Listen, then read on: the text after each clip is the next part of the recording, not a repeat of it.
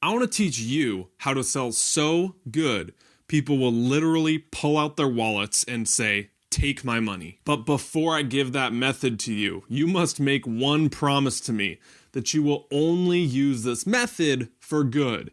I will not manipulate. If you can't promise that, aka you're a sociopath, do not watch this video. I'm willing to bet at some point in your life you've had to sell something. Maybe this is a physical product. Maybe it's yourself during a job interview. Maybe it's persuasive speaking and you're selling your ideas. What would it look like if you had a formula, sort of a master key in your back pocket that you could pull out, put in the lock, and it would work every time? I want to teach you that simple 4-part formula in this video that's going to work next time you have a sales pitch, an interview. In fact, what you've been watching for the past minute or so has been that very formula that I'm going to teach you. If you're still watching and I have your attention, proves it works. Last thing, credit where credit is due. This is a concept I picked up from Mike Del Ponte on the Social Triggers podcast. All right, now let's jump into these 4 P's on how to convince anyone how to buy what you sell. The first one is promise. You know, advertisers who spend millions of dollars on a simple 60-second commercial say that if they can't hook someone within that first 5 seconds, they might as well have not even filmed the next 55. Movies, the opening scene, directors stress about for months on end getting right because they know that sets the tone for everything else they're about to do. Well, with you, whatever you're selling, again, job interview, physical product, ideas, set the tone with that first one sentence. This is called the promise. It's a short, punchy little one-liner. My example in this video. Today I'm going to teach you how to sell something so good, people will pull out their wallets and say, take my money. That sets the tone for what's about to come. You know it's about selling. You know what this video is about. Once you do that, you move into the next P. The next P is the picture. Mike Rowe, the guy from Dirty Jobs, he told a great story on the Tim Ferriss podcast on how he got into television. He went on a bet with his friend to an audition to sell for QVC. You know, the late night infomercials where they're trying to get you to buy jewelry that no one needs and no one would actually wear. He was that guy selling at 2 or 3 in the morning.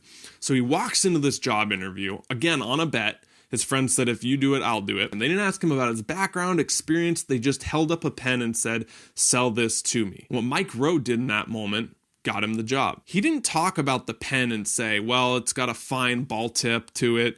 It doesn't smudge when you write. He went after the emotions. He said, I want you to imagine you just closed a business deal. Everything went as planned. It took you 2 months. You're ready to sign. You reach into your pocket and you pull out a ball tip pen that's chewed on and cost you 4 cents.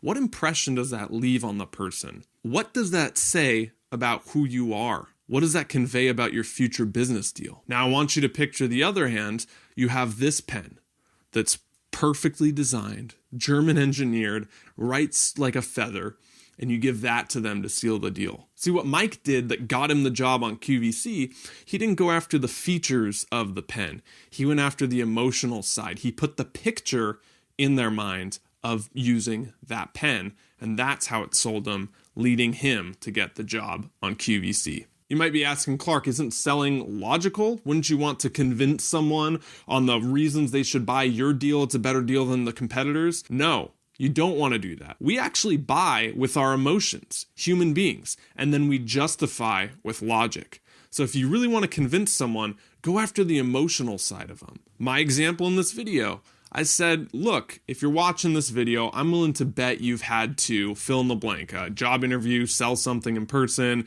convince people of your ideas. Okay, so you see, I'm planting the picture in your mind of a time where you had to actually sell something to relate to your emotional side to make you watch this more. The next P is proof. I heard a great story. I think it's Andrew Stone from Pixar was giving in his TED Talk. He said he had a graphics arts teacher early on in his college career. The first day of class, he storms in, he writes on the board, apple, and then he draws a picture of an apple.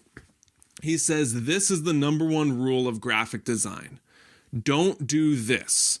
And he had the 2 sitting there. And then he took a piece of paper and he covered the apple. He said, do this, but don't do this. Both together. In other words, he said, look, show me, don't tell me. The proof, we can get up and talk about how great our company is, or how great we are as entrepreneurs, or how great we are in a job interview.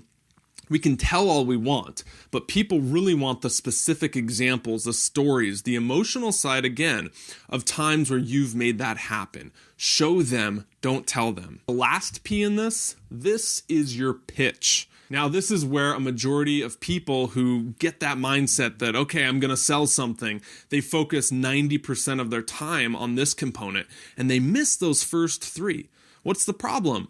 If you don't master those first 3 right there, this doesn't even matter. In other words, if you have a video where you lose people in that first 5 seconds, like the TV commercials we spoke about, why even film the next 55? Let's just say you did all those, you get to this one, the pitch.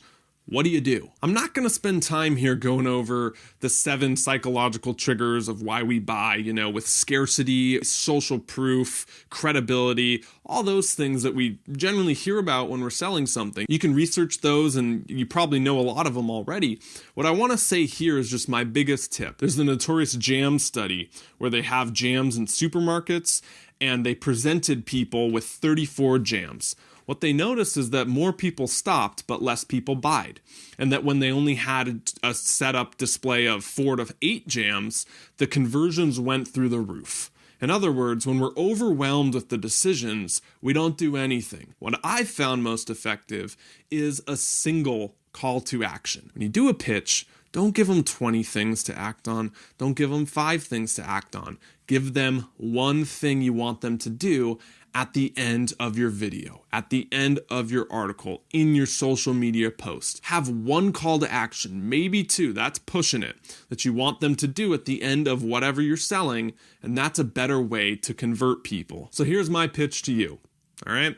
If you like this video, if you learned one thing that's new, go down below and hit that thumbs up button. If you hit the thumbs up button, share this video with anyone who you think could benefit. That's the only call to action I want. Just share this video with someone you've either know is in sales or that you've talked to about persuasion or sales with. Until next time, thank you so much for watching this video. I'm Clark. Stop settling, start living.